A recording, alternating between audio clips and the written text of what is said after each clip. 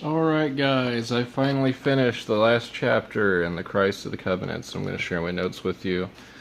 This is the chapter of Christ, the Covenant of Consummation, and so I went over this. I just finished it last night. I got quite a few pages again, notes.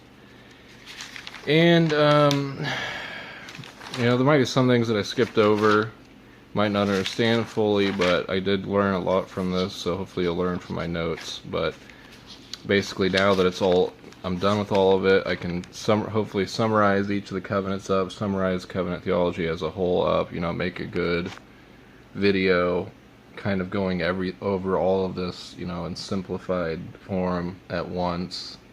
But I do want to look back over the chapter that talks about dispensationalism, and I want to look into dispensationalism a little more. So there's still a whole lot to look into on this, but this book has helped me learn a lot of the basics of it. And anyway, so I figured I'd go ahead and record this with the open camera app on my phone as I've recorded the other ones. I thought about recording on Spreaker, just doing an audio. One cool thing about Spreaker, and thanks to a brother who renewed my subscription to that, it's just a nice way to record audio and upload it to YouTube. But also, whenever I upload things to YouTube, it always uploads to BitChute. And so, BitChute, hopefully, if anything happens to YouTube and I can't be on there or whatever, then hopefully if BitChute's around, then that will be where I'll go to. Also, I'll have my website, but hopefully I'll have just links to the videos on my website to BitChute or whatever, which is really nice. And I have had comments on BitChute, so people are seeing my videos on there. And so if I upload it on Spreaker, then it uploads it on Spreaker, and it uploads it on YouTube, and it uploads it on BitChute. And I have it set on Spreaker to where it automatically uploads to my Twitter. And so Spreaker really reaches a lot of people when I do that. And but anyways, I thought it was kind of neat for you to see my notes. You can see all the work that I took writing this stuff down. A lot of this is just stuff straight from the book, but it's kind of simplified. I just kind of cut out some of the fat in the book and tried to list things in a way to where it makes more sense or whatever. So Christ, the covenant of consummation, let's see. It supersedes the previous covenants and brings a focal realization. It brings to focal realization the essence of the various covenants in history. And basically what he's covering is when the new covenant is mentioned in Jeremiah chapter 31, verse 31 through 34. Which for some reason I didn't expect that. I don't know why I didn't, but of course that's what he would cover. The first time that the new covenant's really mentioned in detail like that. Well, kind of. The broader context of the prophecy. The new covenant is mentioned in the Old Testament. Or the new covenant mentioned in the Old Testament is not limited to this passage. Must take into consider other passages to fully appreciate. And a lot of it, he looks into Ezekiel as well. Because of Israel's disobedience, they were exiled. And then the return of the exiled Israel to the land of promise is mentioned in Jeremiah 30, verse 3, which is part of the new covenant, as the return of Israel to the land. And so it's mentioned in Jeremiah 32:37, also in Jeremiah 55. 50 verse 5, and then verse 6 through 18. Look at verse 19. It's also mentioned in Ezekiel chapter 37 verse 21-26. Also, full restoration of God's blessing on the land of promise is promised in the new covenant. Fields mentioned how fields will be bought that were once desolate, as in Jeremiah chapter 32 verse 43. In Jeremiah 31, verse 38 through 40, talks about the city being rebuilt in the valley to become holy. And then in Ezekiel chapter 37, verse 12 and 26, we have the story of the valley of the dry bones, the dead brought to life and enter into the land. And so that's mentioning the same blessing with the new covenant. And not only people alive during the New Testament get to enjoy it. So that's kind of what's meant by, the dead being brought back to life and entering the land. So that all of the saints, all the saints before get to enjoy the New Testament as well.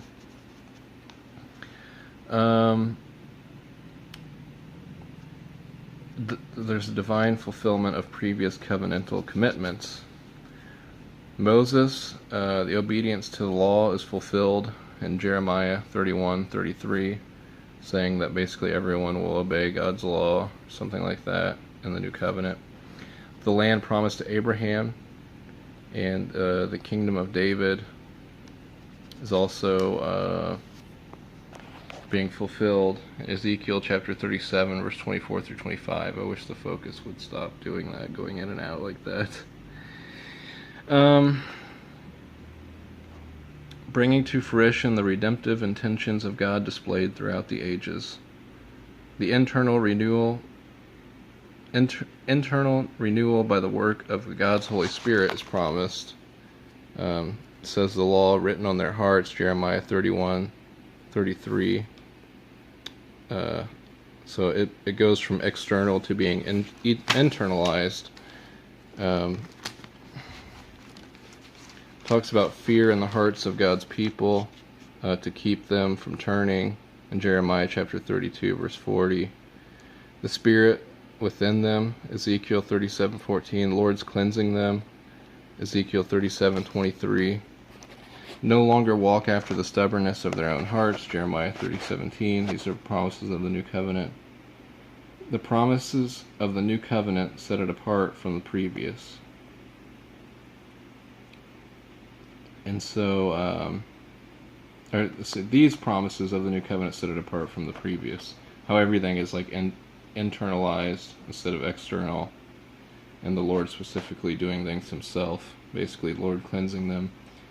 And so, I'm going over, the promises or the blessings of the new covenant, and also at the same time showing how these blessings are mentioned in other places besides that one specific Jeremiah passage.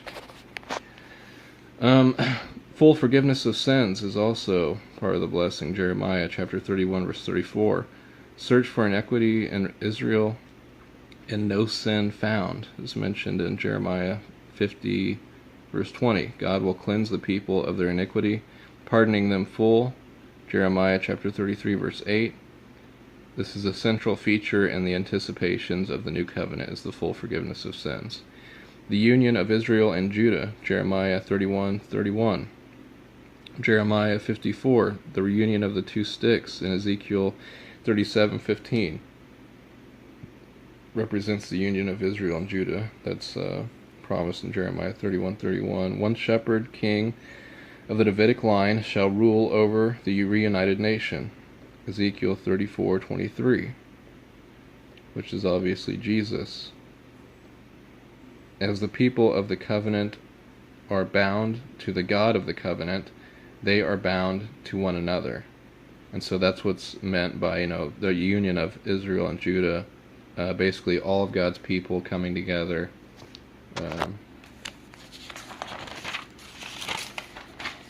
So the everlasting character of the new covenant. Abrahamic, so basically the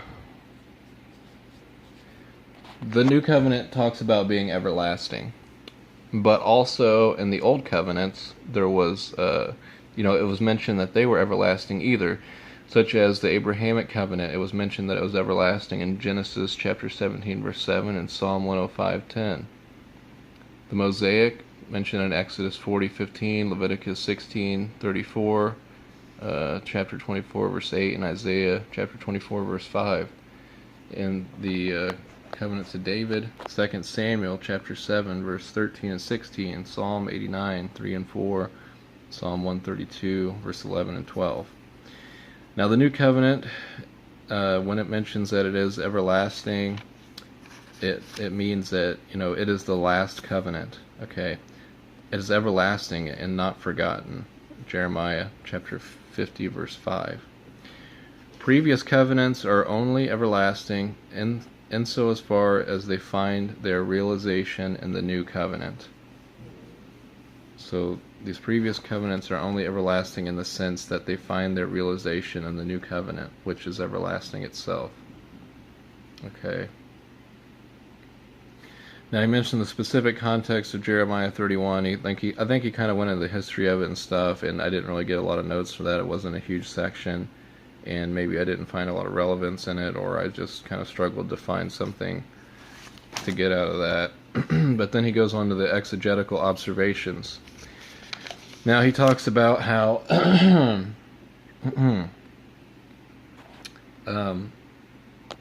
in one sense, the new covenant is a continuation of the other covenants, but also, in a sense, the new covenant is new. And so, how do we understand these things? This contrast here. So he talks about the newness of the new covenant. Specifically, Isaiah 42:9 speaks of new things. God doing something new. He'll build a roadway in the wilderness. Isaiah 43:19, 48:6, 62:2, 65:17, and 66:22. Ezekiel 11:19 speaks of a new spirit. Also, verse 36, chapter 36, verse 24 through 28. A newness implies a break with the past.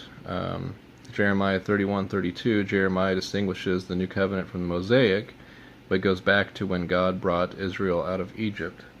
Okay, so when he's distinguishing it from the Mosaic, he goes all the way back to when Israel was brought out of Egypt, not when the law was given. So historical events are associated intimately with the covenant, or historical events are associated intimately with the covenant proceeding to the formal inauguration. So often, even before the covenant was formally inaugurated, the historical events that preceded that are intimately connected to it, and so it's they're part of it basically. It also emphasizes the historical unity of the various covenant relationships. Under the provisions of the Abrahamic covenant, God brought Israel out of Egypt. We can read that in Exodus chapter 2, verse 24, chapter 6, verse 4, and Haggai at chapter 2, verse 5. So when he mentions, he's referencing to the Mosaic covenant, but he goes back to when Israel was brought out of the land of Egypt. He's also tying into it the Abrahamic covenant. And so when he's contrasting, or he's distinguishing the new covenant from the Mosaic, he's really distinguishing the new covenant from all the previous covenants, and that ties in with the covenant of David too, because it was a continuation of the Mosaic. And so Jeremiah condemns Israel's breaking of covenants. Jeremiah 31:32, chapter 2, verse 5 and 13, 20, and 32. So because, Israel was kicked out of their land because of their disobedience, and so it's not that, God went back on his word or anything, but it was conditional on Israel. Their blessings were conditional on them obeying, and, the kingdom was taken away and such because of their sins. And so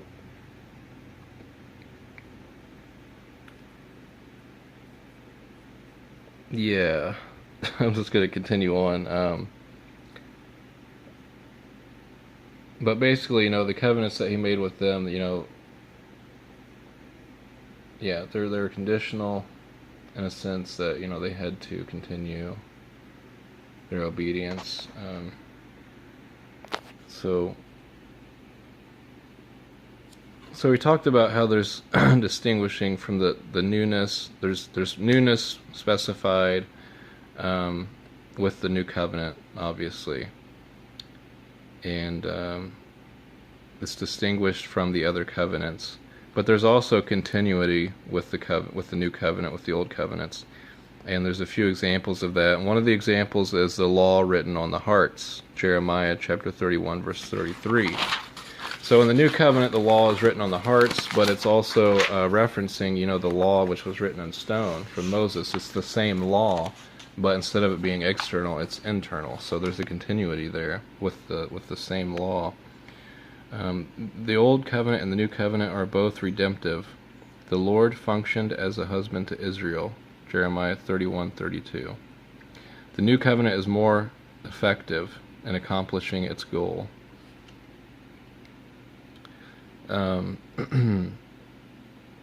So, yeah, that one, they're both redemptive. And 3, forgiveness of sins, Jeremiah 37:34. The actual shall replace the typical. The blood of bulls and goats could not remove sin. By saying sins remembered no more, it points to an end of the sacrificial system. Sacrifices represented substitution to come, and a constant reminder that sins had not been forgiven. So they were doing the sacrifices and stuff for the forgiveness of their sins, but then, in the new covenant, it's promised that the sins will be remembered no more. So there's no need for the sacrificial system anymore. And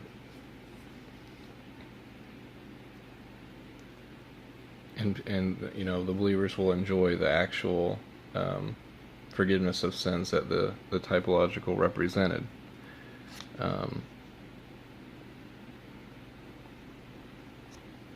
And so, and it's not that their sins weren't forgiven in the Old Testament, the people who had faith in the Messiah, but they were commanded to do these sacrifices to look forward to the Messiah, basically. And so, it's not as if the sacrifices had any forgiveness of sin in them alone. If people didn't have faith in the Messiah, or they, thought that they were somehow earning their way to heaven by doing them, then it never removes sin. Israel annulled the covenant by their disobedience. Israel cast out of the land as an example of an end. The new covenant is eternal, which means it's irrevocable, it's definitive. It cannot fail to achieve its goal. The new covenant is more effective than the old covenants. The old covenant, eternal, the old covenant, what?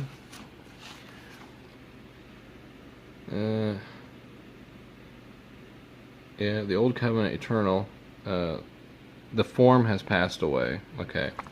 So the old covenant was eternal, like I said, in the fact that, or in the sense that it was to be fully realized in the new covenant, which is eternal.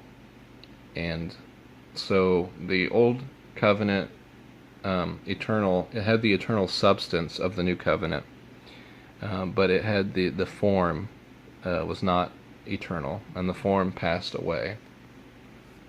And so, just like the substance, with the sacrifices was the forgiveness of sins, the substance was still there, but the form of, the sacrifices, the rituals they had to do passed away. Just like the kingdom and stuff, the kingdom was there in the Old Testament. The physical kingdom of David passed away, but, the kingdom of the Lord, the substance of it, that it was God's kingdom, is eternal, and so it's fully realized in the new covenant. So the substance remains. So we look at, let's see, what was, just wondering, yeah, okay. We look at corporateness versus individuality. So these are maybe some tensions that are in the new covenant, that need to be understood. The continuity versus the newness. And then we've got corporateness versus individuality. So, Israel as a nation or a group of God's people versus the individual. Both have a role in the new covenant. It's easy to see the emphasis on the individual in the new covenant, yet not a substitute for corporateness. So both are represented in the new covenant, and both need to be examined. And with the house of Judah and Israel, Jeremiah 31:31. So there is the corporate aspect where it mentions about, the new covenant blessing will be received with Judah and Israel, I suppose. And he mentions dispensationalism here. Dispensationalists try to make sense of this by saying it's the individual in the church age, and it's the corporate later with Israel. So they make this hard break in things to where they're not together, and that destroys the unified message, because the individual and corporate finding realization, the corporate dimension in the old covenant not omitted. So they have to be together, the individual and the corporate. They can't be broken apart like that and say it's about the individual in the church age, and then in an age to come it's the corporate aspect. So first of all, let's examine who is Israel. An Israelite cannot be defined simply as a person ethnically descended from Abraham, because any Gentile could become a Jew by professing the faith of Abraham. Someone who wasn't a descendant of Abraham, they could become a Jew. Any descendant of Abraham could be removed by violation of the covenant. Also cannot simply be defined as the elect of God. The ethnic aspect cannot be ignored. Okay? So the Old Testament Israel were a typological representation of the elect of God, but not only that. So we look at some comparisons, or some types in the Old Testament and some fulfillments in the New Covenant. Basically, the serpent of brass represented Christ on the cross. The Old Testament tabernacle represented the dwelling of God among His people. The nation of Israel represented the people of God. The new covenant with Judah and Israel. The new covenant mentions, with the house of Judah and Israel, Israel and Judah.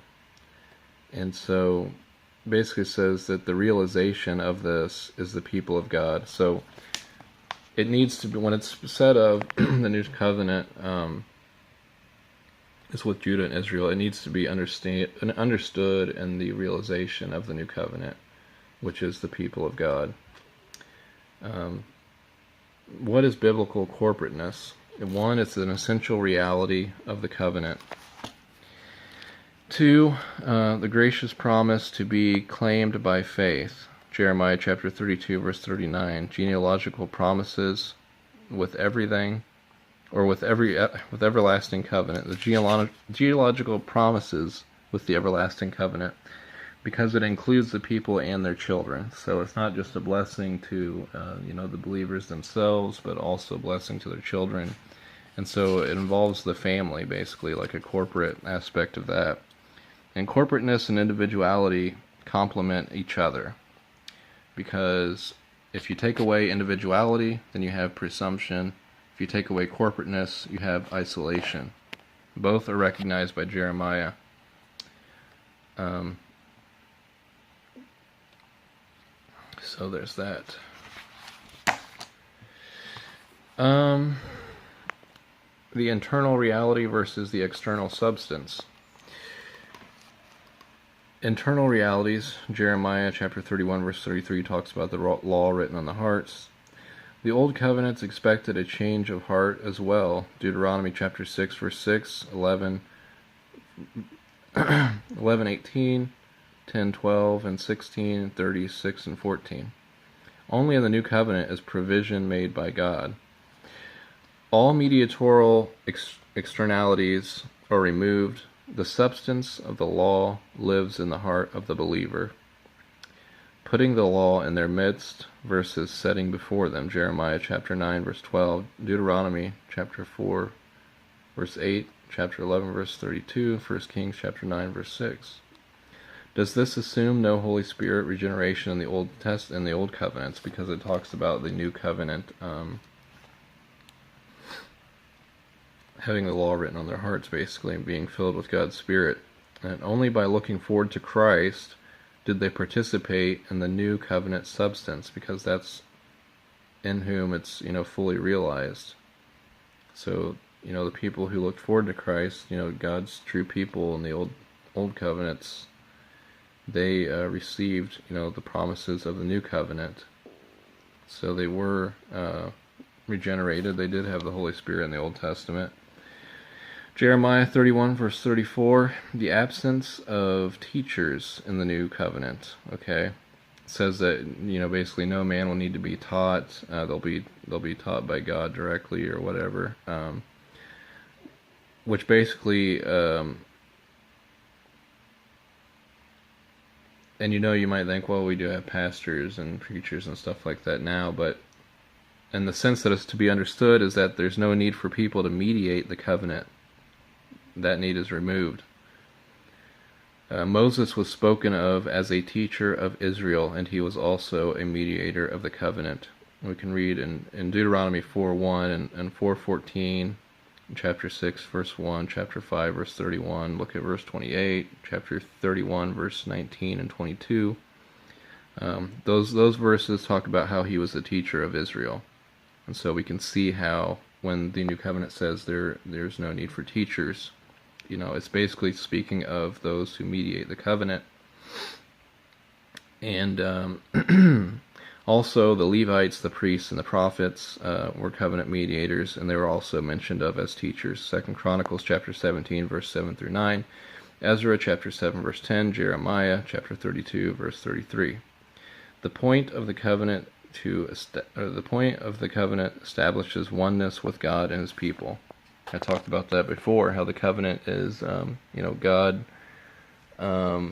making a people for himself, and he says, I will be your God, and you will be my people, basically. That's what he said to Israel, and that's what it's all about. And so it couldn't be fully realized until the new covenant, until the mediators were taken away.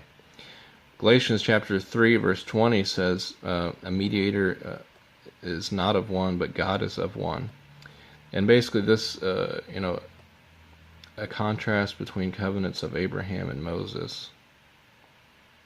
Okay, that's what he's saying too in Galatians, contrasting between the covenants of Abraham and Moses.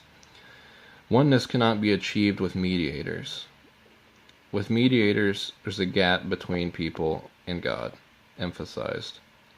Oneness is achieved in Jesus, and this also affirms the deity of Christ.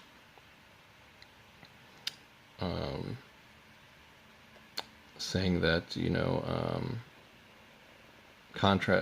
saying the mediator is not of one, but God is of one. So the fact that, Jesus is our mediator, but yet, we have no mediator in a sense, I guess, in the earthly sense. It proclaims the deity of Christ, because we have oneness with God, and, but yet Jesus is our mediator, but yet Jesus is God. So, because, 1 Timothy chapter 2 verse 5 talks about Jesus as a mediator between God and man, but it does not contradict Galatians chapter 3. The priests were participants in the community and in the covenant, and they were mediators.